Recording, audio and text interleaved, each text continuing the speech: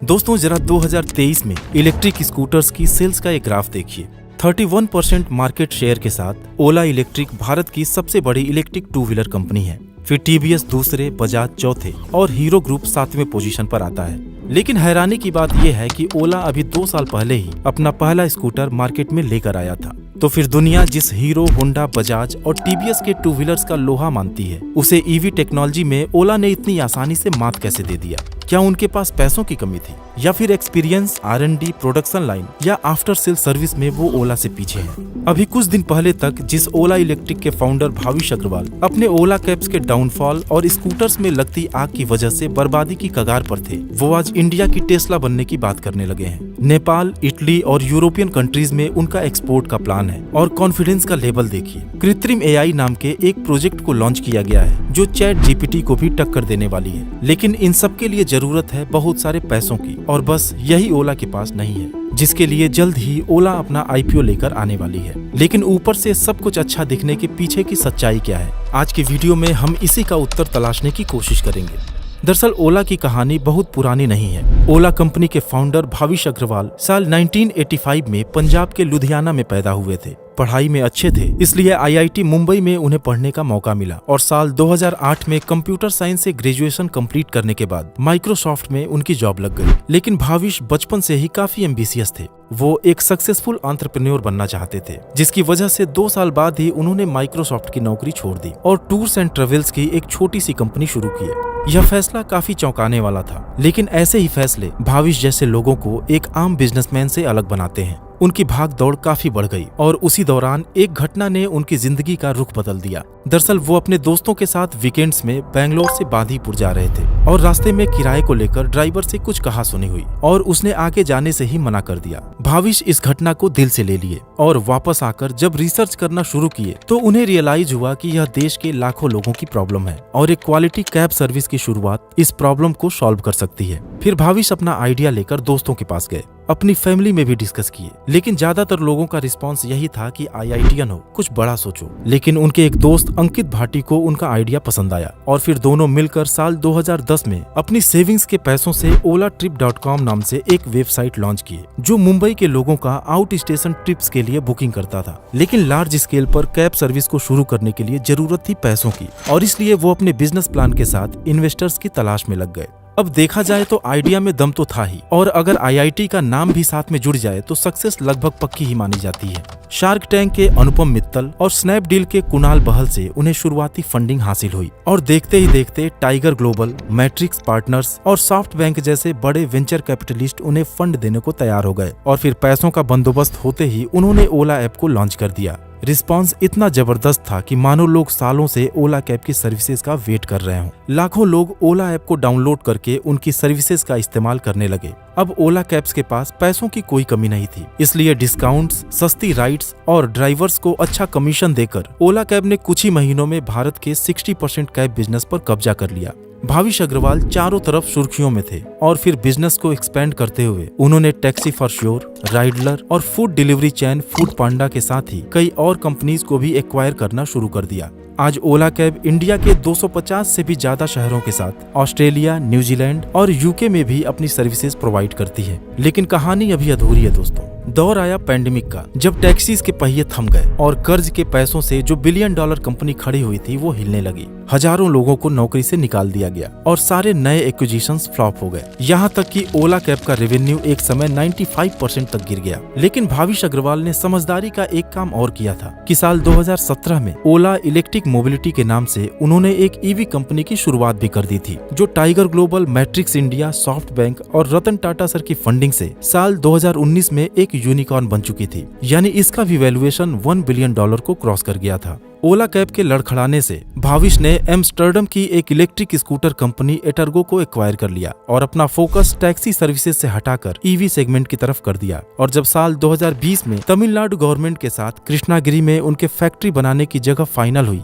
तभी भाविश अग्रवाल ने अनाउंस कर दिया कि 21 में वह अपना इलेक्ट्रिक स्कूटर लॉन्च कर देंगे। समय काफी कम था, एक तरफ जहां टू व्हीलर फैक्ट्री बनाने का काम चल रहा था, वहीं ओला इलेक्ट्रिक की पूरी टीम भविष्य के कमिटमेंट को पूरा करने के लिए दिन रात मेहनत कर रही थी। साथ ही जब मार्केट की डिमांड को समझने के लिए ओला ऐप के जरिए स्कूटर्स की प्री बुकिंग शुरू की गई तो सबके पैरों तले जमीन खिसक गई, क्योंकि 5 लाख से भी ज्यादा बुकिंग मिल गई और इतने कम समय में इतनी गाड़ियों का प्रोडक्शन पॉसिबल ही नहीं था। लेकिन अपने वादे को पूरा करने के लिए दिसंबर 21 में ओला इलेक्ट्रिक ने ओला S1 और ओला S1 प्रो मॉडल्स की डिलीवरी शुरू कर दी। हालांकि उनमें कुछ ऐसे फीचर्स मिसिंग थे जिसका प्रॉमिस उन्होंने लॉन्च से पहले किया था।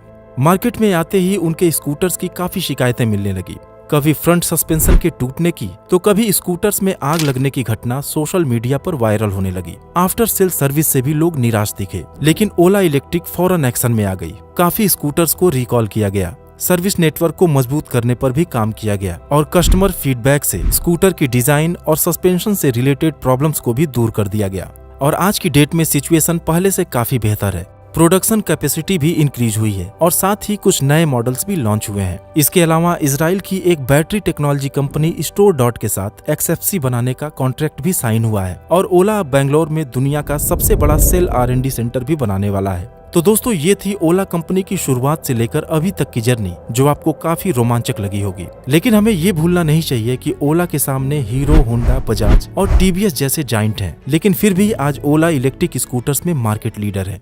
आखिर इसके पीछे की वजह क्या है? दरअसल पिछले कुछ सालों में बढ़ती महंगाई और पेट्रोल की कीमतों ने लोगों को इलेक्ट्रिक व्हीकल्स की तरफ आकर्षित किया है और इंडियन गवर्नमेंट भी EV सेगमेंट को बूस्ट करने के लिए कंपनीज को PLI और कस्टमर्स को कई तरह की सब्सिडी दे रही है। लेकिन जो पुरानी दिग्गज कंपनीज हैं, उनका पूरा सेटअप IC इंजन वाली पेट्रोल बाइक्स का है। हालांकि उनकी प्रोडक्शन कैपेसिटी और डीलर नेटवर्क ओला से कहीं ज्यादा बेहतर और स्टेबल है। यहाँ तक कि उनकी रिसर्च एंड डेवलपमेंट टीम ने कई वर्ल्ड क्लास टू व्हीलर्स को डिजाइन किया है, जो इंडिया ही नहीं बल्कि दुनिया भर की मार्केट में पसंद की जाती हैं। और सबसे बड़ी बात, वो कंपनीज प्रॉफिटेबल है। जबकि ओला इलेक्ट्रिक को साल 2022 में लगभग 8,000 करोड़ और 2023 में लगभग 15,000 करोड़ का नुकसान हुआ है। बाकी ओला कैब भी तगड़े नुकसान में है। ओला के फाउंडर भाविश अग्रवाल ने जल्दबाजी में कई सेक्टर्स में एंटर करने की कोशिश की, कई कंपनीज का एक्विजिशन किया, लेकिन उनके ज्यादातर बिजनेसेस सफल नहीं हुए। हैवी वर्क प्रेशर और अनरियलिस्टिक टाइमलाइन की वजह से उनके एम्प्लॉइज ओला छोड़कर जा रहे हैं। यहाँ तक कि ओला के को फाउंडर अंकित भाटी भी ओला छोड़ चुके हैं। और अगर हीरो, बजाज और TVS की बात करें तो उनके पास दशकों का एक्सपीरियंस है। उन्होंने सिर्फ सक्सेस का ही मजा नहीं लिया है, बल्कि कंपनी को डूबते हुए भी देखा है। इसलिए ये कंपनीज कुछ भी नया करने से पहले अपने पास्ट के लर्निंग्स और फ्यूचर के चैलेंजेस का बारीकी से स्टडी करती है। ओला इलेक्ट्रिक ने जब आधे अधूरे फीचर्स के साथ ओला S1 और ओला S1 प्रो मॉडल्स को लॉन्च किया तो लोगों को काफी दिक्कतें आई। तब बजाज ग्रुप के मैनेजिंग डायरेक्टर राजीव बजाज ने कहा था कि हम अधपके माल को मार्केट में नहीं उतार सकते, और इसी का फायदा ओला को मिला, यानी कि फर्स्ट मूवर होने का फायदा।